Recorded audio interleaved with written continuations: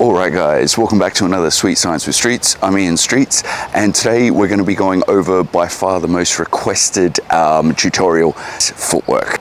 So we are going to break it down. I'm going to try and be as comprehensive as I can be. As a result of that, some of them you may think, when the hell am I ever going to use this? It's always better to have it than not need it, than need it than not have it, okay? And you will see, and I'll try and give examples of instances where it's happened. So let's start off with how many feet are you going to move, okay? So if we are in our boxing stance, okay, we're going to start by moving forwards, okay? Now, generally speaking in boxing, whichever direction you want to go is the foot that would move first. So if I want to go forward, it would be my front foot that would move first, but the force would actually be generated by my back foot. So I'd be pushing off my back foot and moving my front foot, okay?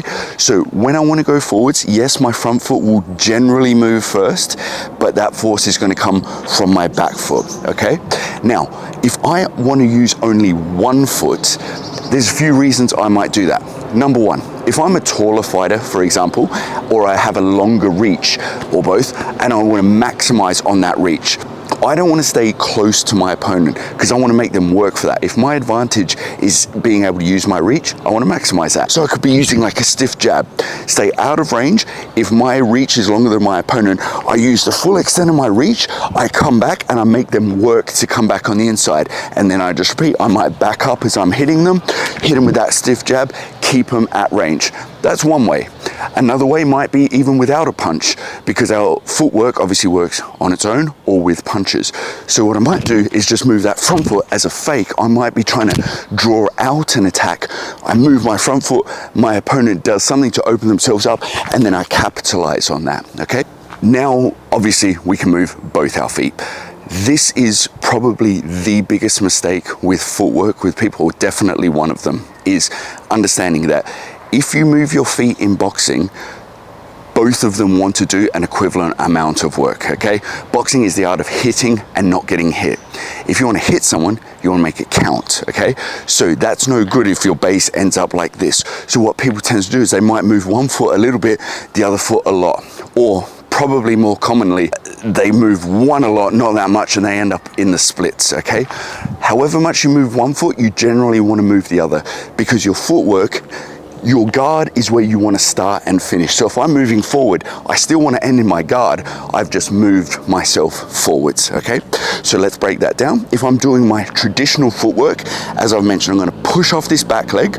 My front leg is going to be the one that moves. I'm going to step and step. So I'm pushing off this one is moving, and it allows me to project myself forward, okay? If I'm doing that with a punch, as I'm pushing off, I hit and I land, okay?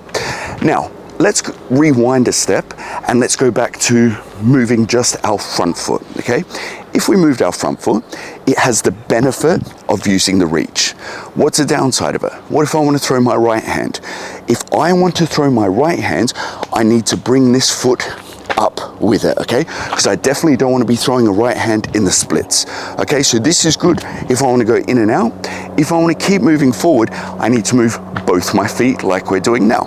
So I can do it without punches. If I'm doing it with punches, ideally my hand and my feet land at the same time, because biomechanically, if I'm stepping and then punching and stepping and punching, it throws everything off. What I want to try and drill is hand and foot, and a good way to drill is to do it repetitiously, because if you can do it more than once, you know that you can do it. So you should almost be like a piston. Hands should be going forward and back, okay? So all we've done, we've pushed off our back foot, we've moved our front foot, back foot moves the equivalent amount, and that allows us to project ourselves forward. We want to be a little bit more fluid, a little bit more dynamic with it when we're moving around the ring. We don't want to be robotic, because we'll be easier to read. So what we can do is also shuffle forward. It's the same thing, but we almost imagine that there's broken glass everywhere. So rather than stepping on the glass, we brush the glass out the way, okay? So this is shuffling forward. Round one, bell rings, people shuffle forward to get into position, okay? It's the same movement, it's just your feet are skimming the floor, and rather than breaking them down into two individual steps, you're almost following straight along. That's the shuffle forward, okay? The shuffle forward is also great for moving both feet at the same time. So let's break it down. So far we've had our stiff jab or our single leg step where we move one foot and we move it back. Then we've moved both. What I do with the shuffle is, because I'm moving my base completely at the same time, what I can do is be in a position to throw my 1-2 straight after each other. Because I'm pushing myself into position, I can throw that right hand. There is no need for additional steps. There's no need to change range and then go back in. My base is here so I can throw the jab. So it's great for power jabs. Boom, if I want to sit down on my jab. It's great for staying on the inside because I've moved my base all at the same time. The other thing, if my head is off the line, for example, with a slip, it ties itself in that sliding motion. It's very good for like gazelle punches. So things you see like Tyson Tank, slip their head off the line and they're sliding forward. They're bringing their base with them forwards at the same time. That allows you to open up for, as I said, things like the power jab, gazelle punch. There's a whole bunch of reasons, but it's also a good way just to get yourself on the inside and cross distance quickly. So now we have the aggressive movements forward, okay? This involves us switching stances. When would we use this? We would use this if, let's say we hit someone, we make a connection and they back up and there's space between us. If I'm stepping up to them, I'm giving them time to recover. So I might slide up to them to cover ground quickly, or I might use my aggressive footwork, okay? What I've done there is I've taken my back foot all the way to the front and reverse that, okay? That is the aggressive step forward. You'll notice my head doesn't stay on the center line because my balance is terrible here. Even a weak shot is going to knock me off balance. What I do is I take my head off and I sit deep into that leg and then I switch.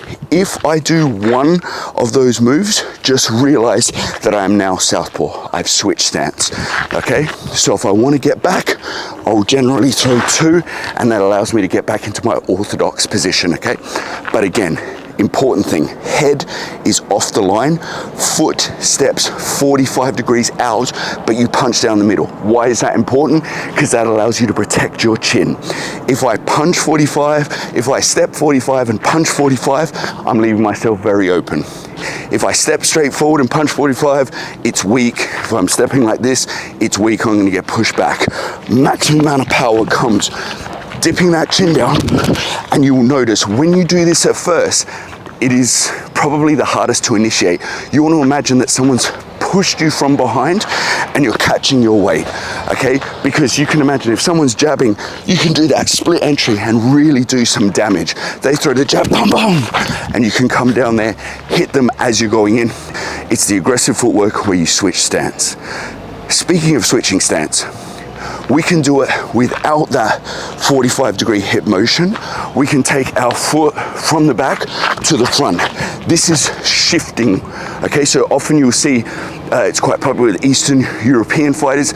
Triple G does it, Kovalev does it. It's that shifting movement where it's almost like a Frankenstein monster. They're taking their foot from the back, bang, bang. That's shifting. Let's recap how we've gone forward. We've gone one at a time. We've stepped both at a time. We've slid in. We've then aggressively stepped by twisting our hips. And now we've taken our foot from the back to the front. We can be doing that without punches. We can be doing it with punches. We have the pendulum footwork. It's a good way to throw people's timing off. Let's say I'm coming in on my jab. I'm coming in on my jab. I'm coming in on my jab. They start get a read. Now, if I move my back foot and then I come in, that throws that timing off. Same, whoop, boom.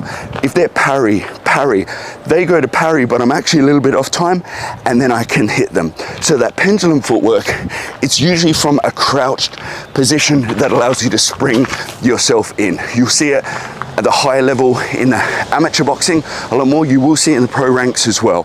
Pendulum footwork is, generally speaking, if I want to go forward, my front foot moves first. This is an exception to that rule. My back foot moves to my front foot, okay? And I can add the punches in if I won, okay? What I want to be careful of is not too much rainbowing. I don't want to go up and down because my head is easy to track. Someone will know if my head's gone up, it's going to come down, that's when they're going to counter me. So I want that control to be able to push straight in. And also for completion's sake, it's also worth mentioning something that might not be immediate apparent: walking forward, okay? Or even running forward. So when would we want to do that? Generally, it's not that we want to do it, it can be a psychological game. So when a round starts, someone might walk someone down. If they've got them hurt, they might stalk them down. A good example of walking forwards and backwards, or running forwards and backwards, running would be if they're hurt and you want to get on them, would be, unfortunately, Cotto versus Margarito 1. That's a fight shrouded in controversy. Obviously, Margarito was later caught for loading his gloves. If you haven't seen it, definitely check it out. It's a great fight. But what's tended to happen as the fight went on, Margarito had plaster powder on his hands. As the fight went on, it got harder and harder, so his punches were doing more and more damage. Got to the point, Cotto, who was a machine, still is a machine, beast, but the punches got too much. He ended up having to walk backwards, and Margarito was running him down. So that's a good example where you'll see it from time to time. And as I said, it's more for completion's sake. It's not something you generally want to do, because we always want to be in a position where we can deliver a good punch. Walking, by definition, takes us out of our boxing stance, so it's not necessarily something we want to be doing, but I just thought I'd mention it because it does come up. You will see it. It's always good to know when it might occur, and that's it. So basically, that is our footwork for stepping forwards.